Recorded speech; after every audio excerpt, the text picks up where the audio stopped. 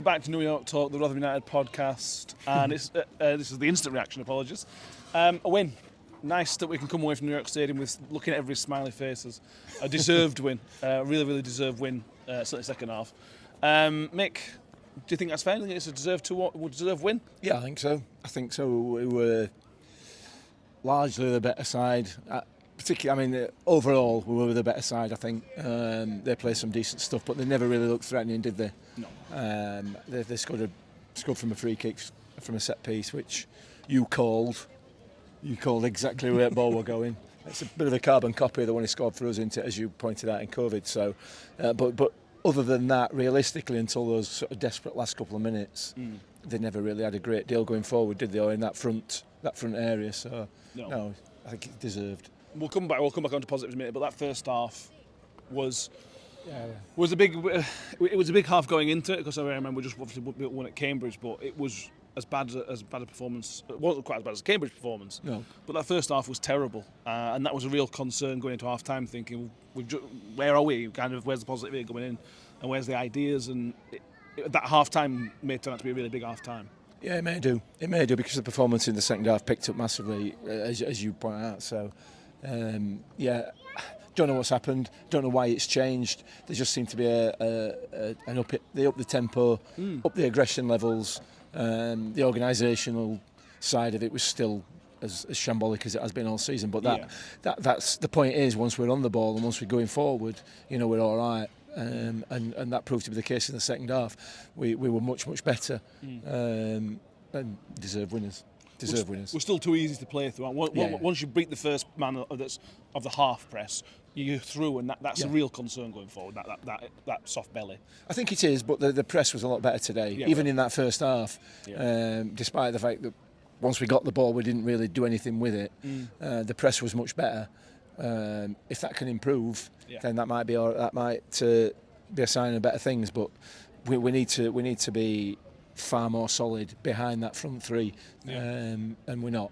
And for me, the lack of width causes this problem. Yeah, it does. It does. But what do I know? I'm not a professional.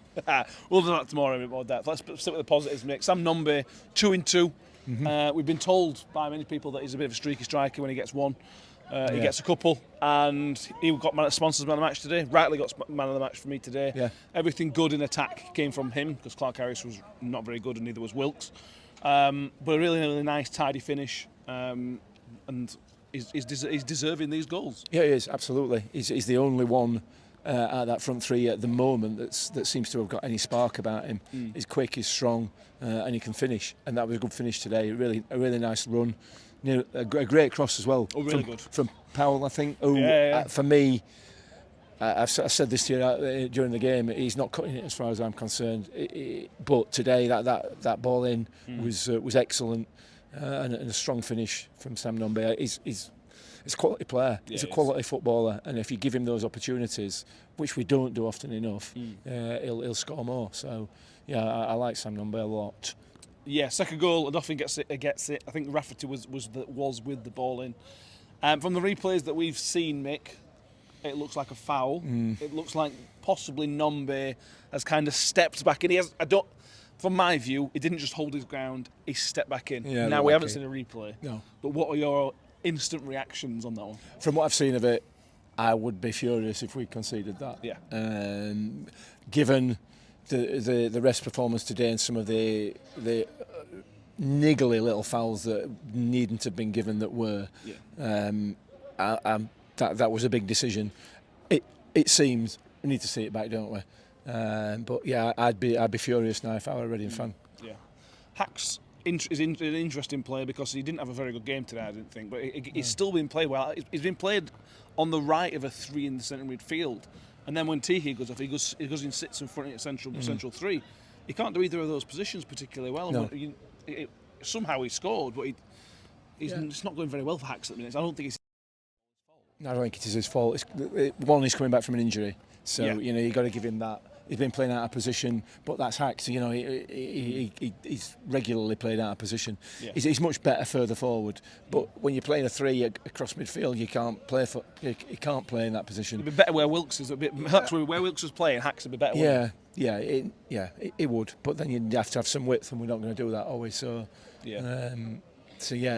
he wasn't great today, but he got his goal. Yep.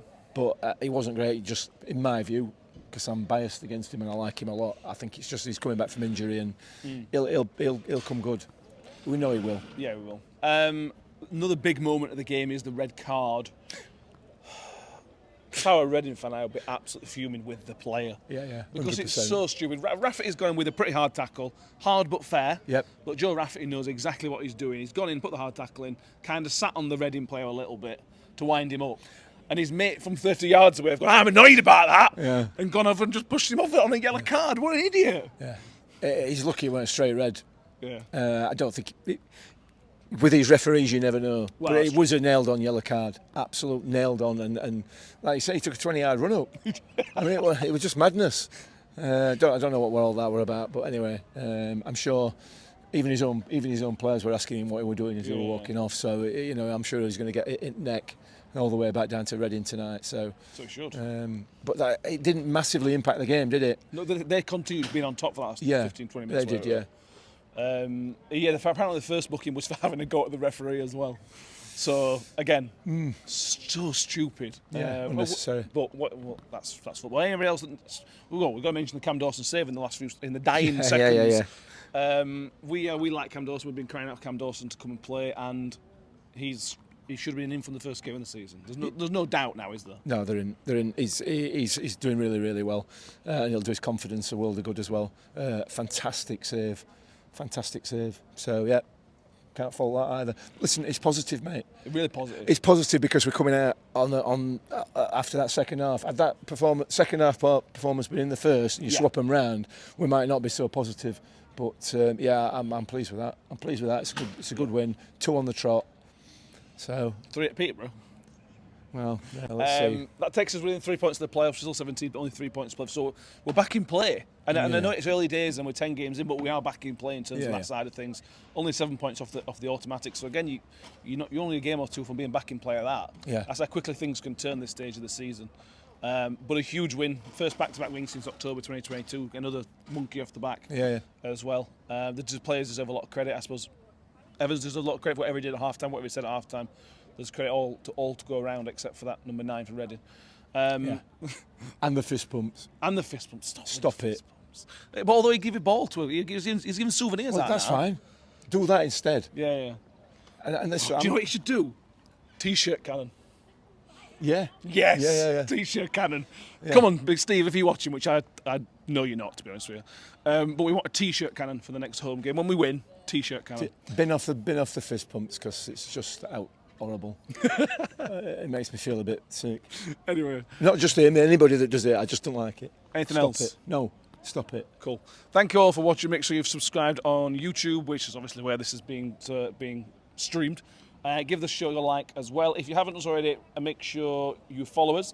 And also the link for the Football Content Awards will be in the show notes as well. So if you're watching this for the first time, second time, millionth time, go on the link, go to New York, go to the Football Club Content Creators under the Football League. You will find New York Talk under there, and please do vote for us if you haven't done so already. If you've done so already, steal somebody else's phone. Don't steal, borrow somebody else's phone and vote on there as well. And if you happen to be a Sheffield United fan, just to let you know, there's a Wednesday podcast in there, so in the finalists as well. So, you know, we love you, you love us. Do your thing. Nobody wants Wednesday to win anything, do they? Exactly. So come on. Thank you, everybody. We'll see you next time. And as always, up the Millers. Up the Millers.